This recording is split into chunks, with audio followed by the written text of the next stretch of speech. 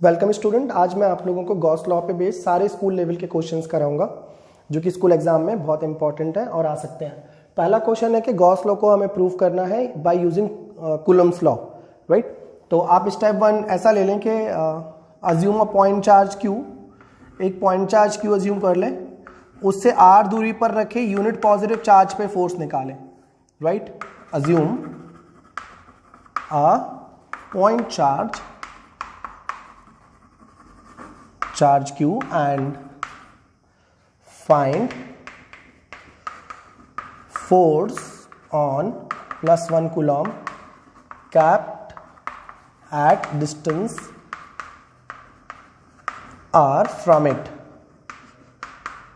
अब बच्चों इसके कारण इस पे फोर्स तो आप कूलम्स लॉ से ही लगाएंगे, राइट। देखते हैं, आपने एक पॉइंट चार्ज लिया, उससे r दूरी पर यूनिट पॉजिटिव चार्ज रख दिया। अब इसके कारण इस पर फोर्स तो कूलम्स लॉ से ही लगेगा, राइट, और रिपल्सिव होगा क्योंकि दोनों पॉजिटिव हैं।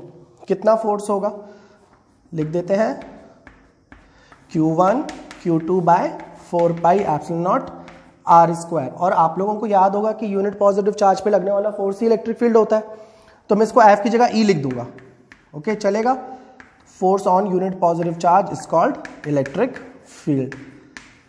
ओके, तो हमें इस पॉइंट P पर इलेक्ट्रिक फील्ड मिल गई, राइट।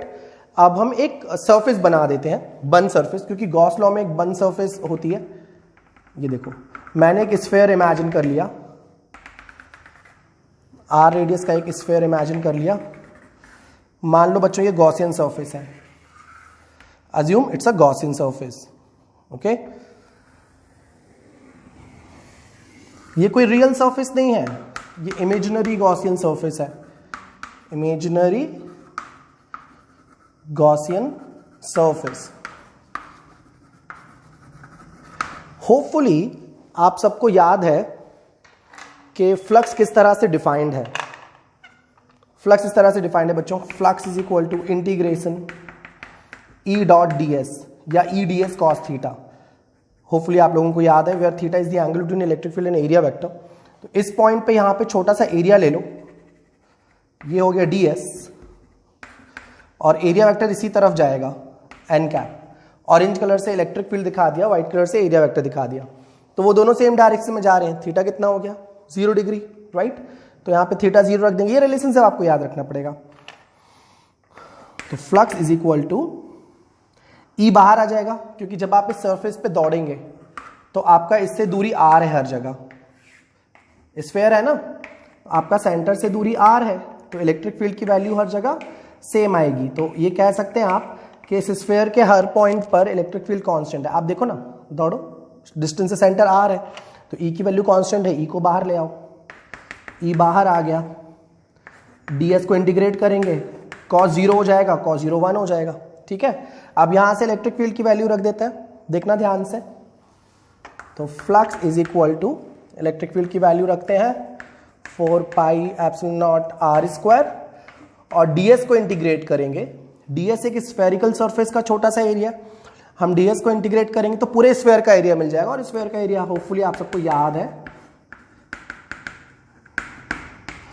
4 पाई r स्क्वायर। देखो 4 पाई r स्क्वायर से 4 पाई r स्क्वायर कैंसिल हो गया, प्रूव हो गया गॉस लॉ कि बंद सरफेस से जाने वाला फ्लक्स Q बाय एप्सिलॉन के बराबर होगा। बच्चों इस क्वेश्चन में कूलम्स लॉ को प्रूव करना है यूजिंग गॉस लॉ। तो शुरुआत कहां से करेंगे, देखो पिछले क्वेश्चन में गॉस लॉ प्रूव करना था कूलम्स लॉ का यूज करके, तो शुरुआत कूलम्स लॉ से की थी। अभी इस बार कूलम्स लॉ को प्रूव करना है गॉस लॉ की मदद से, तो शुरुआत हम गॉस लॉ से करेंगे। मान लो ये कोई इमेजिनरी सरफेस है, ये कोई पॉइंट चार्ज है, और यहाँ ये एक बंद सरफेस है जिसकी रेडियस r है। Okay, it's a imaginary closed surface, imaginary closed surface. Okay, तो अब इससे बाहर जाने वाला फ्लक्स कितना होगा according to Gauss law, Q by epsilon, right. इसको इक्वेशन A मान लेते हैं, और आप सबको पता ही है कि फ्लक्स का इलेक्ट्रिक फील्ड से क्या रिलेशनशिप है। Flux is equal to integration E dot ds, E ds cos theta, where theta is the angle between area vector and electric field. अब इसके कारण इलेक्ट्रिक फील्ड कहाँ होगी, इस तरफ होगी, है ना, राइट, और एरिया वेक्टर भी इसी तरफ होगा। यूनिट पॉजिटिव चार्ज पे रिपल्सिव फोर्स लगेगा इस तरफ। इलेक्ट्रिक फील्ड का डायरेक्शन तो यही होगा।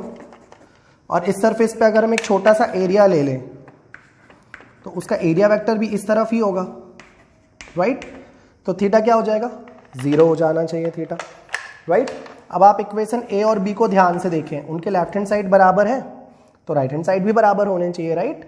लिख देते हैं Q by epsilon is equal to E बाहर आ जाएगा क्योंकि E कांस्टेंट है। E क्यों कांस्टेंट है, आप इस स्फीयर की सरफेस पे दौड़ लगाएं, आप जितना चाहे दौड़ लें, O से दूरी आपकी R ही रहेगी।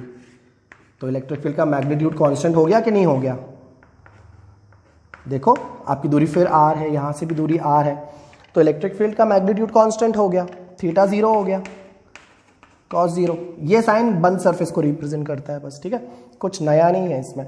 उसके बाद E बाहर आ ही गया है, ds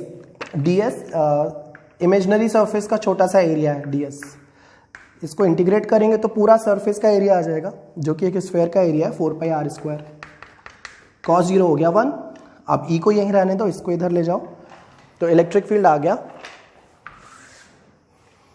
E को वहीं रहने दिया, बाकी सारी चीजें उस तरफ ले गए, तो ये आपको force on unit positive charge मिल गया। देखो मैंने यहाँ पे +1 कूलम रखा हुआ है, तो यूनिट पॉजिटिव चार्ज पे लगने वाला फोर्स ये है।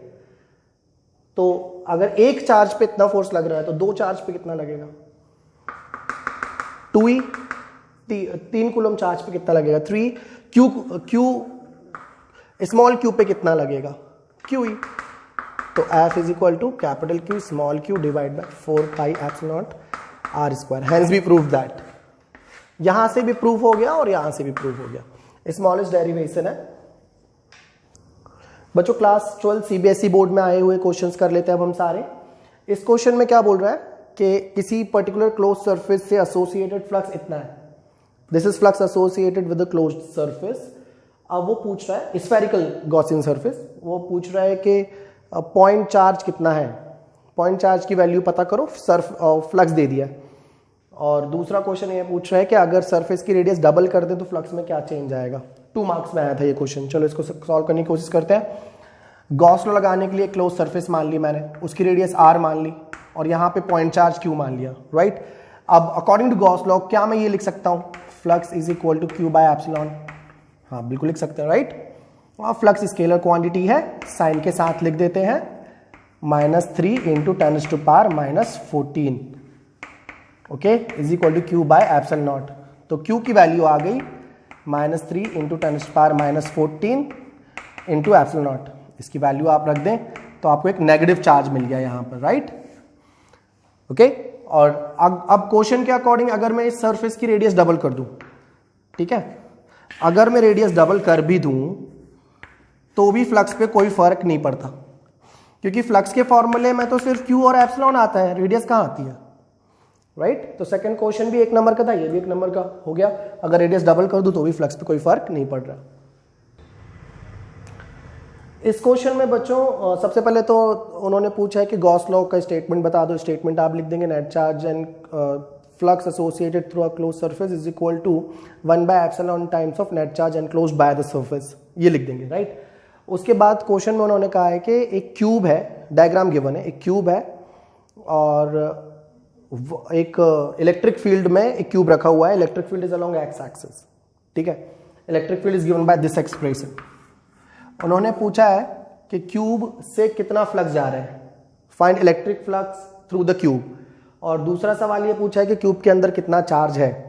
तो मैंने डायग्राम बना के रखा है, रेडी करके रखा है, आप देखें। पहले इस डायग्राम को देखें, यहाँ पे एक ये वाली जो दीवार है वो मैंने नीले कलर से बना के रखी, ये दीवार मैंने पिंक कलर से बनाया है। आपको अंदर जाने वाली 3 ऑरेंज लाइन दिख रही हैं, इलेक्ट्रिक फील्ड लाइंस अंदर जाने वाली 3 दिख रही हैं, लेकिन बाहर जाने वाली ज्यादा दिख रही हैं, राइट। तो इलेक्ट्रिक फील्ड लाइंस अंदर कम आई और बाहर ज्यादा गई, इसका कारण क्या है? इसका कारण है कि इलेक्ट्रिक फील्ड जो है वो नॉन यूनिफॉर्म है, E is equal to CX। अब अगर x की वैल्यू बढ़ेगी तो इलेक्ट्रिक फील्ड भी बढ़ेगी, राइट। और आप देखिए कि क्यूब को एकदम इधर पे नहीं रखा गया है, ओरिजिन से टच करके नहीं रखा गया, क्यूब को a दूरी पे रखा गया है। x ओरिजिन से a दूरी चले फिर आपने क्यूब रखा है। तो इस वाली दीवार पर, इस on this wall the value of electric field will be यहां पर जो वैल्यू ऑफ इलेक्ट्रिक फील्ड होगा x जगह a रख देते हैं, ठीक है। तो यहां पे इलेक्ट्रिक फील्ड हो गया CA, राइट, क्योंकि ये दूरी a है। फिर पिंक वाली दीवार पे इलेक्ट्रिक फील्ड निकालनी है तो हम x जगह क्या रखेंगे, आप ही बताओ। ये इधर तक a है, फिर a और जोड़ो तो यहां पे 2a हुआ, राइट। ये देखो ये, तो इस दीवार पे इलेक्ट्रिक फील्ड की वैल्यू क्या आएगी, C इंटू 2a। ये बात तो आपको समझ में आ गई कि लाइन कम एंटर कर रही है और बाहर ज्यादा आ रही है, इसलिए नेट फ्लक्स 0 नहीं है, ठीक है। दूसरी बात, आप यहां पे देखो, यहां पे लाइंस अंदर जा रही है और यहां पे लाइंस बाहर आ रही है। तो जो लाइंस अंदर जाती है वो नेगेटिव फ्लक्स दिखाती है और जो लाइंस बाहर आती है वो पॉजिटिव फ्लक्स दिखाती है, राइट। अब इस दीवार का एरिया क्या होगा, ये भी a है, लेंथ भी a है और विड्थ भी a है, तो ये एक स्क्वायर है, राइट। तो इसका एरिया हो जाएगा a स्क्वायर, ठीक है। तो बाहर जाता हुआ फ्लक्स आप मुझे निकालने में मदद कर सकते हैं क्या, ये फॉर्मूला देखो, flux is equal to integration EDS cos theta, right. तो देखें ध्यान से, एरिया वेक्टर भी वहीं जा रहा है, इलेक्ट्रिक फील्ड लाइंस भी वहीं जा रही है। इलेक्ट्रिक फील्ड की इस पूरे दीवार पे इलेक्ट्रिक फील्ड की वैल्यू क्या है, इस पूरी दीवार पे इलेक्ट्रिक फील्ड की वैल्यू है C इंटू 2a। CX नहीं रखेंगे, नहीं, क्योंकि इस पूरी दीवार में जब आप चलेंगे ना तो x की वैल्यू a ही रहेगी, क्योंकि इसको हम बोलते हैं YZ प्लेन, और YZ प्लेन के हर पॉइंट पे x की वैल्यू कांस्टेंट रहती है। थोड़ा सा कठिन सवाल है, आप देखें इस प्लेन पे कहीं भी जाएंगे तो आपको x की वैल्यू a ही मिलेगी, ठीक है। y और z चेंज हो जाएगा, तो जल्दी से इलेक्ट्रिक फील्ड की वैल्यू रख देते हैं, C into 2a ds cos 0 इसलिए कि जहां पर इलेक्ट्रिक फील्ड है वहीं पर एरिया वेक्टर है। तो आउटगोइंग फ्लक्स आ गया हमारे पास C इंटू 2a और ds का इंटीग्रेशन करेंगे तो हमें टोटल एरिया मिल जाएगा, दैट इज a स्क्वायर। तो फाई आउट हमें मिल गया 2CA cube. Suppose this is equation A, तो हमें बाहर जाने वाला फ्लक्स मिल गया। अब हम इनकमिंग फ्लक्स की बात करते हैं, अंदर आने वाली फ्लक्स की बात करते हैं। उसके लिए आप इस वाली दीवार को देखोगे, राइट। तो फाई इन लिख लेते हैं, phi in is equal to integration EDS cos 180 degree. क्यों, क्योंकि एरिया वेक्टर बाहर है, देखो ब्लू कलर से दिख रहा है, और इलेक्ट्रिक फील्ड लाइंस अंदर जा रही है। थीटा 180 डिग्री और cos 180 -1 होता है, तो फाई इन, और वैसे भी इनपुट फ्लक्स को हम इसीलिए तो माइनस बोलते हैं। इलेक्ट्रिक फील्ड माइनस आ गया cos 180 की जगह, इलेक्ट्रिक फील्ड की जगह C इंटू a आ गया, क्योंकि ये वाली दीवार x बराबर a पर है, तो यहां लिख दिया C into a ds phi in is equal to minus CA बाहर आ गया और ds को इंटीग्रेट करेंगे तो a स्क्वायर आ जाएगा। तो इनकमिंग फ्लक्स हो गया, यहां से हमें इनकमिंग फ्लक्स मिल गया माइनस CA क्यूब, राइट। इसको हम इक्वेशन B मान लेते हैं। तो फिर नेट फ्लक्स कितना हुआ, नेट फ्लक्स कितना हुआ यहां देखते हैं। नेट फ्लक्स हो गया आउट वाले फ्लक्स में से इन वाला फ्लक्स माइनस कर दो, 2CA cube minus CA cube, तो ये आ गया CA क्यूब। ये हो गया नेट फ्लक्स। पहले सवाल का जवाब मिल गया हमें, राइट। दूसरे सवाल ने पूछा था कि चार्ज एनक्लोज्ड कितना होगा, क्योंकि अंदर लाइन कम आई है, बाहर ज्यादा गई, इसका मतलब कुछ चार्ज है इसके अंदर, राइट। तो चार्ज एनक्लोज निकालने के लिए आप ये फॉर्मूला लगा दोगे, net flux is equal to charge enclosed divide by epsilon, right. तो नेट फ्लक्स लिख दो CA क्यूब और एप्सिलॉन इधर मल्टीप्लाई कर दो, ये आ गया चार्ज एनक्लोज्ड। ओके, बॉक्स बना दो, दैट्स इट। बच्चों इस क्वेश्चन में ये एक मेटलिक स्फेयर है, ये पूरा मेटल है और उसके अंदर हॉलो है ये, और उसके सेंटर पे एक +Q चार्ज रख दिया है। अब उन्होंने पूछा है कि P1 पे और P2 पे इलेक्ट्रिक फील्ड फाइंड करो यूजिंग गॉस लॉ, ठीक है। तो जब भी आपको इस तरह के क्वेश्चन आए तो आप याद रखें, एक गॉसियन सरफेस बना लें, और गॉसियन सरफेस इस तरह से बनाएं कि जिस पॉइंट पे आपको इलेक्ट्रिक फील्ड निकालनी है उस पॉइंट को इंक्लूड कर ले। तो हमें गॉसियन सरफेस मान लेते हैं, दिस इज P1 को इंक्लूड करते हुए मैंने एक स्फेरिकल गॉसियन सरफेस मान ली, ठीक है। ये देखो, मान लेते हैं कि इसकी दूरी सेंटर से r है, स्मॉल r, और ये डैश डैश दिख रहा है ना आपको, ये गॉसियन सरफेस है, imaginary surface, Gaussian imaginary surface. अब जल्दी से गॉस लॉ लगा देते हैं, होपफुली आप सबको याद ही है Gauss law. Flux is equal to Q by epsilon not, और flux is defined as integration EDS cos 0। Why cos 0 देख सकते हैं आप, इलेक्ट्रिक फील्ड भी बाहर जा रहा है और एरिया वेक्टर भी वहीं बाहर जा रहा है, राइट। थीटा 0 बहुत सारे एग्जाम्पल्स में देखा है। इलेक्ट्रिक फील्ड ई को बाहर निकाल दें, क्योंकि जब आप इसकी सरफेस पे दौड़ेंगे तो आपकी सेंटर से डिस्टेंस स्मॉल आर ही रहेगा। ds गॉसियन सरफेस के छोटे से एरिया को दिखाता है। अगर हम इसको पूरा इंटीग्रेट करेंगे तो ये गॉसियन सरफेस का पूरा एरिया आएगा, जो कि 4πr² है। cos 0 1 हो चुका है। तो पॉइंट P1 पे हमने इलेक्ट्रिक फील्ड निकाल दी। देखें, Q/4πε0r² एट P1।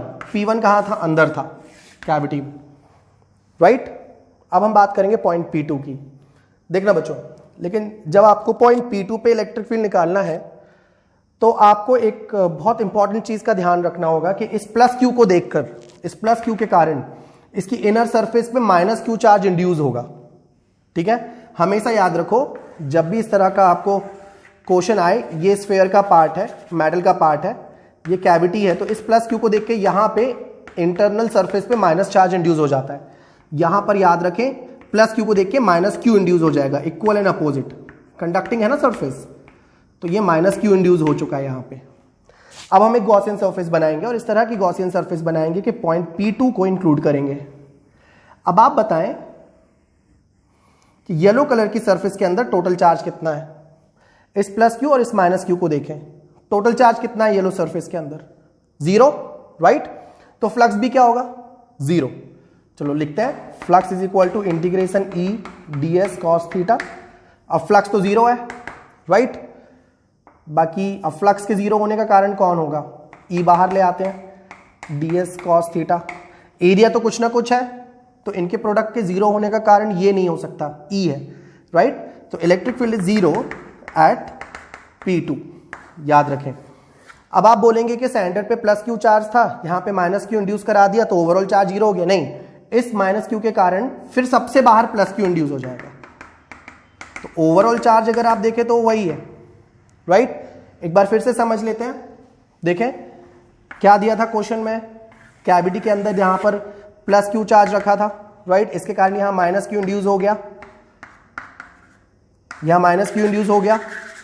फिर जब हमने पॉइंट P2 पर इलेक्ट्रिक फील्ड निकाली तो एक गॉसियन सरफेस बनाई, और गॉसियन सरफेस में एनक्लोज्ड चार्ज 0 आ गया, क्योंकि इसके कारण यहां -q इंड्यूस होगा, और फिर इस -q के कारण सबसे बाहर +q इंड्यूस होगा। अब आप इस ऑरेंज कलर की गॉसियन सरफेस के अंदर टोटल चार्ज देखें, 0 है, इसलिए P2 पर इलेक्ट्रिक फील्ड 0 आया। जबकि जब आपने यहां P1 लिया था तब इलेक्ट्रिक फील्ड नॉन 0 आया, क्योंकि इस वाली सरफेस के अंदर नेट चार्ज है, जबकि इस सरफेस के अंदर नेट चार्ज नहीं है, क्योंकि इस +q को देख के -q इंड्यूस होगा। 5 मार्क्स में आया था ये क्वेश्चन 2012 में।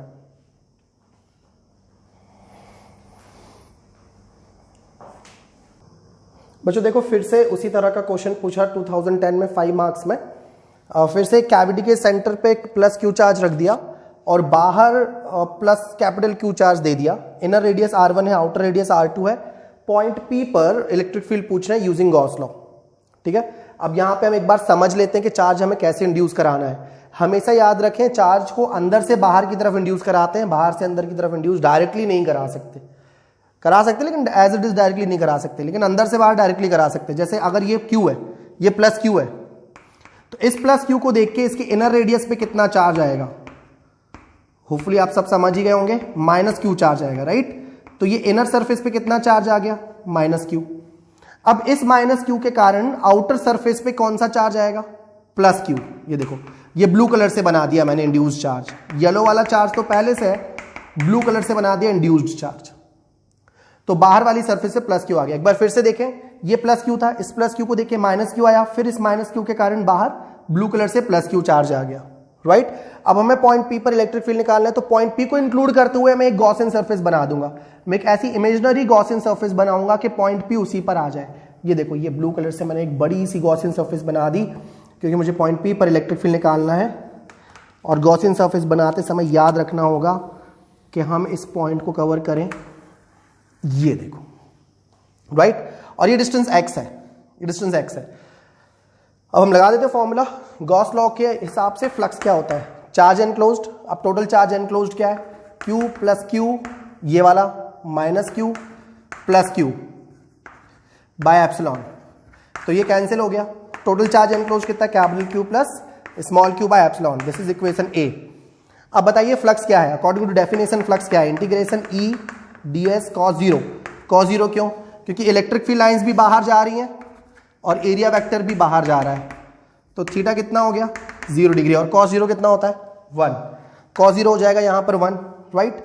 ये हो गया इक्वेशन बी। इक्वेशन ए और बी के लेफ्ट हैंड साइड बराबर हैं तो राइट हैंड साइड भी बराबर होंगे, कर देते हैं। देखो ध्यान से, q plus small q by epsilon must be equal to integration E D S, cos zero हो गया 1, ई को बाहर निकाल लेते हैं, ds का इंटीग्रेशन करोगे बताओ क्या आएगा, ds का इंटीग्रेशन करोगे ब्लू कलर की जो सरफेस दिख रही है ना उसका सरफेस एरिया आ जाएगा 4 पाई एक्स स्क्वायर। ये आ गया आपका आंसर।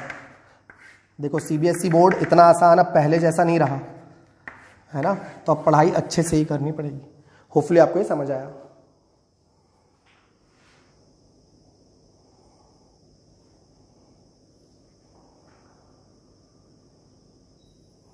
इस क्वेश्चन में एक चीज और पूछी है बच्चों, इसी क्वेश्चन में 5 मार्क्स में एक चीज और पूछी है कि इनर चार्ज की, ये इस वाली सरफेस पे चार्ज डेंसिटी बताओ और आउटर सरफेस पे चार्ज डेंसिटी बताओ। चार्ज डेंसिटी क्या होती है आउटर सरफेस पे, चार्ज डेंसिटी क्या होती है surface charge density, total charge upon its area. तो टोटल चार्ज हो गया capital Q plus small Q और एरिया हो गया 4 पाई r2 का स्क्वायर। ये हो गया। इस तरह से 5 नंबर का टोटल सवाल आया था। इनर सरफेस पे क्या लिख दोगे, सिग्मा इनर क्या लिखोगे, minus Q divide by 4 pi r1 square. ये हो गया इनर सेल पे सरफेस चार्ज डेंसिटी। होपफुली आपको समझ आया बच्चों। इस लेक्चर में हमने स्कूल में आने लायक सारे इंपॉर्टेंट क्वेश्चन किए हैं गॉस लॉ के। गॉस लॉ की एप्लीकेशन अभी तक शुरू नहीं की है। अगले लेक्चर में मैं गॉस लॉ की मदद से इन्फाइनेटली लाइन चार्ज के कारण इलेक्ट्रिक फील्ड निकालूंगा, इन्फाइनेटली प्लेन शीट के कारण इलेक्ट्रिक फील्ड निकालूंगा, कंडक्टिंग स्फीयर के कारण इलेक्ट्रिक फील्ड निकालूंगा, नॉन कंडक्टिंग स्फीयर के कारण इलेक्ट्रिक फील्ड। तो नेक्स्ट लेक्चर में जितने भी डिफरेंट डिस्ट्रीब्यूशन हो सकता है चार्ज का, उसके कारण इलेक्ट्रिक फील्ड निकालना सिखाऊंगा। ओके।